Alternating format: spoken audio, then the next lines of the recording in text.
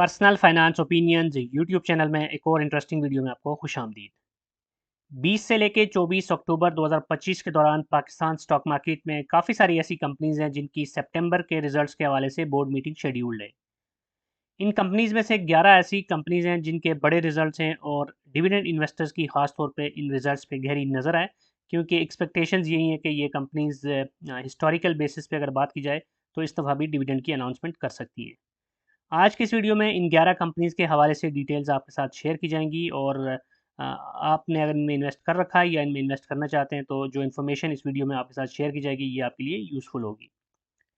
याद रहे कि इस वीडियो में या इस चैनल पे जितनी भी वीडियोज़ होती हैं उनमें कोई भी फाइनेंशियल एडवाइस या बाय और सेल कॉल नहीं होती, बल्कि सिर्फ हिस्टोरिकल डेटा को रिसर्च करके इन्फॉर्मेशन आपके साथ एजुकेशनल और इन्फॉर्मेशनल पर्पज़ के लिए शेयर की जाती है। अब इन 11 कंपनीज़ की अगर बात की जाए तो इसमें जो पहली कंपनी जिसकी हम बात करेंगे वो बैंकिंग सेक्टर में से है, मुस्लिम कमर्शियल बैंक एमसीबी, जो कि अपने थर्ड क्वार्टर के रिजल्ट्स की अनाउंसमेंट करने जा रही है 22 अक्टूबर को। हमेशा की तरह मैं बताता चलूँ कि वो कंपनीज़ जिनकी यहाँ पे इन्फॉर्मेशन आपको ऑरेंज बैकग्राउंड में नज़र आ रही है, ये शरिया कंप्लायंट इंडेक्स का हिस्सा नहीं है एज़ ऑफ़ नाउ, जबकि वो कंपनीज़ जो कि शरिया कंप्लायंट इंडेक्स का हिस्सा हैं उनको मैंने यहाँ पर लाइट ग्रीन बैकग्राउंड के साथ डिस्प्ले किया है। तो एमसीबी की अगर बात की जाए तो इसकी अब तक के जो हाफ ईयरली रिजल्ट्स यानी जून तक के जिन 2 क्वार्टर के रिजल्ट हैं उसके मुताबिक इसकी जो अनकंसोलिडेटेड ईपीएस रही वो 23 रुपए 4 पैसे रही और इसने इंटरिम डिविडेंड की मद में ऑलरेडी 18 रुपए अपने शेयर होल्डर्स को दे दिए हैं। अब पिछले साल की ओवरऑल बात करें तो लास्ट जो एनुअल इसकी ईपीएस थी वो थी 48 रुपए 62 पैसे अनकंसोलिडेटेड, और उसके साथ इसने 36 रुपए का डिविडेंड दिया था। तो हिस्टोरिकल परफॉर्मेंस भी इसकी यही बताती है कि ये तकरीबन हर क्वार्टर में ही डिविडेंड दे रही होती है, तो एक्सपेक्टेशंस यही है कि एक दफ़ा फिर 9 रुपए या इसके आसपास डिविडेंड इसका अनाउंस हो सकता है। अब इसकी प्राइस की बात की जाए तो इस वक्त इसके शेयर की जो प्राइस है वो 367 रुपये 75 पैसे है। अब इसके बाद जो दूसरी कंपनी है इस लिस्ट में वो फर्टिलाइज़र सेक्टर से है, फौजी फर्टिलाइज़र एफएफसी। और फर्टिलाइज़र सेक्टर से ऑलरेडी ईफर्ट ने इस हफ्ते ही रिज़ल्ट का ऐलान यानी गुज़श्ता हफ्ते ही रिज़ल्ट का ऐलान कर दिया और उसने 4.5 रुपये का डिविडेंड दिया था। जबकि एफएफसी की बात की जाए तो ये अपने थर्ड क्वार्टर के रिज़ल्ट की अनाउंसमेंट करने जा रही है 23 अक्टूबर को, और एक्सपेक्टेशंस यही है कि इसके साथ ये भी एक अच्छा डिविडेंड अनाउंस कर सकती है। अब तक इंटरिम डिविडेंड की बात की जाए तो इसने 27 रुपये 2 पैसे की अनकंसोलिडेटेड ईपीएस के साथ 19 रुपये का डिविडेंड ऑलरेडी अपने शेयर होल्डर्स को दे दिया है। जबकि पिछले साल की बात की जाए तो 45 रुपये 49 पैसे की अर्निंग के साथ इसने 36.5 रुपये का डिविडेंड दिया था शेयर होल्डर्स को। प्राइस की बात की जाए तो इस वक्त 478 रुपये 16 पैसे पे ये शेयर ट्रेड हो रहा है। इसके बाद जो तीसरी कंपनी है इस लिस्ट में वो है हबीब मेट्रोपॉलिटन बैंक, बैंकिंग सेक्टर में से अगेन, और इसका थर्ड क्वार्टर का रिजल्ट अनाउंस होगा 23 अक्टूबर को। और इसके इंटरिम रिजल्ट्स की बात की जाए तो इससे पहले जो इसने 2 क्वार्टर के रिजल्ट अनाउंस किए थे उसके मुताबिक जो इसकी अनकंसोलिडेटेड ईपीएस थी वो थी 11 रुपये 4 पैसे, और इसने 5 रुपये का डिविडेंड ऑलरेडी प्रीवियस 2 क्वार्टर्स में दे दिया है। पिछले साल की एनुअल ईपीएस की बात की जाए तो 23 रुपये 55 पैसे की ईपीएस के साथ 12 रुपये का डिविडेंड दिया था। तो अब इस तीसरे क्वार्टर के रिजल्ट के साथ भी चांसेस ये हैं कि 2.5 रुपये या इसके आसपास का एक और डिविडेंड ये अनाउंस कर सकती है। करंट प्राइस की बात की जाए तो इस वक्त एचएमबी का शेयर 121 रुपये 97 पैसे पे ट्रेड हो रहा है। अब जो चौथी कंपनी है इस लिस्ट में से अगेन फ्रॉम बैंकिंग सेक्टर, लेकिन ये जो बैंक है ये शरिया कंप्लाइंट इंडेक्स का हिस्सा है, फैसल बैंक, और इसकी 23 अक्टूबर को थर्ड क्वार्टर के रिजल्ट की अनाउंसमेंट होना है। और इससे पहले अगर इंटरिम रिजल्ट्स की बात की जाए तो पहले 2 क्वार्टर्स में 8 रुपये 59 पैसे की अनकंसोलिडेटेड ईपीएस के साथ 3 रुपये का डिविडेंड ये अपने शेयर होल्डर्स को दे चुकी है। पिछले साल की एनुअल जो ईपीएस थी इसकी थी वो थी 15 रुपये 17 पैसे, और इसने टोटल 7 रुपये का डिविडेंड दिया था लास्ट फाइनेंशियल ईयर में। इस वक्त शेयर की जो प्राइस है वो है 92 रुपये 99 पैसे। अब इसके बाद जो अगली company again from banking sector, ये जो आने वाला हफ्ता है इसमें जो मेजॉरिटी रिजल्ट्स हैं वो बैंकिंग सेक्टर में से हैं। यही वजह है कि इस लिस्ट में भी आपको बैंक्स नुमाया तौर पे नजर आ रहे हैं। तो बैंक अल हबीब की भी 23 अक्टूबर को क्वार्टर 3 के रिजल्ट की अनाउंसमेंट होना है। और इसकी अगर अब तक के जो 2 क्वार्टर्स के रिजल्ट हैं इस फाइनेंशियल ईयर के उसकी बात की जाए तो 17 रुपये 39 पैसे की ईपीएस के साथ 7 रुपये का डिविडेंड इसने दे दिया ऑलरेडी। जबकि प्रीवियस फाइनेंशियल ईयर में 35 रुपये 87 पैसे की अर्निंग के साथ इसने 17 रुपये का टोटल डिविडेंड दिया था। प्राइस की बात की जाए तो इस वक्त ये 202 रुपये 88 पैसे पे ट्रेड हो रहा है। इसके बाद जो छठी कंपनी है इस लिस्ट में वो है Unilever Pakistan food limited, food sector की ये कंपनी है जो कि शरिया कंप्लाइंट इंडेक्स का भी हिस्सा है। और ये अपने Q3 के रिजल्ट की अनाउंसमेंट करने जा रही है 23 अक्टूबर को।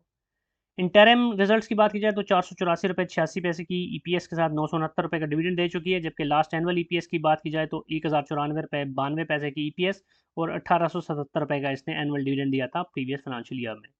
शेयर की प्राइस की बात की जाए तो इस वक्त 27,000 29,736 पे ये ट्रेड हो रहा है। तो ये भी उन कंपनीज़ में शुमार होती है जो टिपिकली हर क्वार्टर के रिजल्ट के साथ डिविडेंड दे रही होती है। अब इसके बाद अगेन अनदर बैंक HBL हबीब बैंक लिमिटेड जो कि 23 अक्टूबर को थर्ड क्वार्टर के रिजल्ट की अनाउंसमेंट करने जा रहा है, और इसकी अगर हम इंटरम रिजल्ट्स की इससे पहले बात करें तो पहले 2 क्वार्टर्स में 21 रुपये 42 पैसे की अनकंसोलिडेटेड EPS के साथ 9 रुपये का इसने डिविडेंड दिया है। जबकि पिछले फाइनेंशियल ईयर में इसने 16 रुपये 25 पैसे का डिविडेंड दिया था, और इस जो अर्निंग्स रही थी वो थी 38 रुपये 70 पैसे पर शेयर। जबकि करंट प्राइस की बात की जाए तो इसके शेयर की जो इस वक्त प्राइस है वो है 305 रुपये 48 पैसे।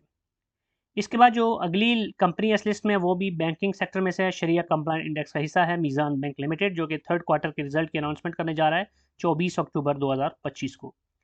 मीज़ान बैंक की अगर इंटरम रिजल्ट्स की बात की जाए तो 25 रुपये 72 पैसे की अनकंसोलिडेटेड EPS 2 क्वार्टर्स की, और उसके साथ इसने 14 रुपये का डिविडेंड यानी 7-7 रुपये का 2 क्वार्टर्स में दिया। तो अब इस दफ़ा भी चांसेस ये हैं कि इसके आसपास ही अनदर डिविडेंड ये अनाउंस कर सकता है with this third quarter result. Last annual इसकी जो EPS थी वो थी 56 रुपये 62 पैसे, और इसने 28 रुपये का टोटल डिविडेंड दिया था। तो इसकी जो रवायत है वो यही है कि 7 रुपये के आसपास इसका डिविडेंड होता है पर क्वार्टर, और टोटल जो डिविडेंड पिछले साल का भी आप देख सकते हैं वो 4 क्वार्टर्स का 28 रुपये था। प्राइस की बात की जाए तो इस वक्त 454 रुपये 39 पैसे पे मीज़ान बैंक का शेयर ट्रेड हो रहा है। इसके बाद जो अगली कंपनी है ये भी बैंकिंग सेक्टर में से है, बैंक अल-फलाह लिमिटेड, जिसकी 23 अक्टूबर को थर्ड क्वार्टर के रिजल्ट की अनाउंसमेंट होना है। और इसके अगर इंटरम रिजल्ट्स की बात की जाए तो पहले 2 क्वार्टर्स में 9 रुपये 68 पैसे की EPS के साथ 5 रुपये का डिविडेंड इसने दिया। जबकि लास्ट जो एनुअल रिजल्ट था इसका उसके मुताबिक इसने 8.5 रुपये का डिविडेंड दिया था विद द अर्निंग ऑफ 24.3। जबकि प्राइस की बात की जाए तो इस वक्त ये 112 रुपये 64 पैसे पे ट्रेड हो रहा है। अब इसके बाद जो इस लिस्ट में अगली कंपनी है वो है मरी ब्रूरी, जो कि अपने Q1 के रिज़ल्ट की अनाउंसमेंट करने जा रही है 24 अक्टूबर को। और इसके अगर प्रीवियस ईयर की बात की जाए तो लास्ट जो इसकी एनुअल EPS थी वो थी 117 रुपये 92 पैसे, और इसकी जो डिविडेंड था वो था 41 रुपये 50 पैसे। इस साल का चूँकि पहला रिजल्ट है इसलिए इंटरिम डिविडेंड या इंटरिम EPS यहाँ पर एप्लीकेबल नहीं है। मरी ब्रूरी की अगर बात की जाए करंट प्राइस की तो इसकी इस वक्त शेयर प्राइस है 1015 रुपये, और ये जो कंपनी है ये शरिया कंप्लायंट इंडेक्स का हिस्सा नहीं है। अब इसके बाद इस लिस्ट में जो आखिरी कंपनी है वो भी बैंकिंग सेक्टर में से अलाइड बैंक लिमिटेड, जो कि अपने थर्ड क्वार्टर के रिजल्ट की अनाउंसमेंट करने जा रहा है 23 अक्टूबर को। ABL के इंटरिम रिजल्ट्स की बात की जाए तो 15 रुपये 24 पैसे की अनकंसोलिडेटेड EPS रही इसके 2 क्वार्टर्स की, और इसने 8 रुपये का डिविडेंड दिया। जबकि लास्ट एनुअल जो इसकी EPS थी वो थी 37 रुपये 65 पैसे, और इसने 16 रुपये का डिविडेंड दिया था। तो टिपिकली ये भी 4 रुपये के आसपास डिविडेंड अनाउंस करता है ईच क्वार्टर, और यही एक्सपेक्टेशन आप लगा सकते हैं इस वक्त भी। प्राइस की बात की जाए तो ABL का शेयर इस वक्त 206 रुपये 21 पैसे पे ट्रेड हो रहा है। तो ये हैं वो 11 कंपनीज़ जिनकी इंपॉर्टेंट बोर्ड मीटिंग्स हैं आने वाले हफ्ते में। थर्ड क्वार्टर के साथ टिपिकली बहुत सारी कंपनीज़ जो हैं वो डिविडेंड नहीं दे रही होती।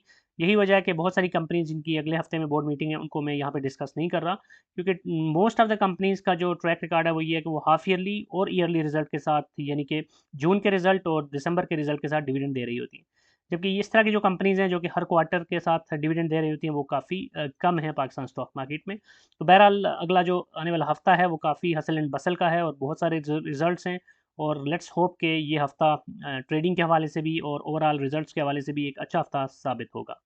आज की वीडियो को यहीं पे कंक्लूड करते हैं। कोई भी क्वेश्चन या फीडबैक है तो आप कमेंट सेक्शन में लिख सकते हैं, और अगर आपको ये वीडियो पसंद आई है तो चैनल को सब्सक्राइब करना, वीडियो को लाइक करना और बेल आइकन को प्रेस करना मत भूलिएगा। Thank you very much.